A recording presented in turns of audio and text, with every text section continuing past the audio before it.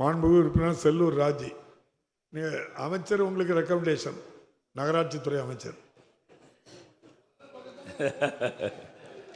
மாண்புமிகு பேரவைத் தலைவர்களே, மாண்புமிகு அமைச்சர் அவர்கள், மதுரை மேற்கு தொகுதியில் பெத்தானியாபுரத்தில் 2 தெருக்கள் வழியாக 110 kV தாழ்ந்த நிலையில் கை எட்டும் தூரத்தில் இந்த மாதிரி மின் வடித்தளம் இருக்கிறது.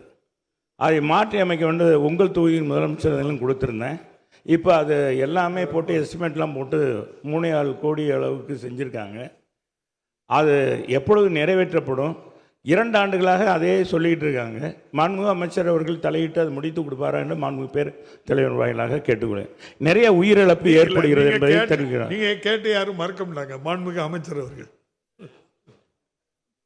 மாண்புமிகு பேரவைத் தலைவர்களே, மதுரை மேற்கு தொகுதியில் 218 புதிய மின்வாட்டிகள் அமைக்கப்பட்டிருக்கின்றன. அதேபோல் 3 புதிய துணை மின்நிலையம் அமைப்பதற்கான பணிகளையும் துறை சார்பாக நடவடிக்கை எடுக்கப்பட்டிருக்கிறது. மாண்புமிகு உறுப்பினர் கோரிக்கையும் இந்த ஆண்டு அதற்கான பணிகள் மேற்கொள்ளப்படும். ஏற்கனவே திட்ட மதிப்பீடுகளும் தயார் செய்யப்பட்டு நிர்வாக அனுமதிக்காக அனுப்பப்பட்டிருக்கின்றன.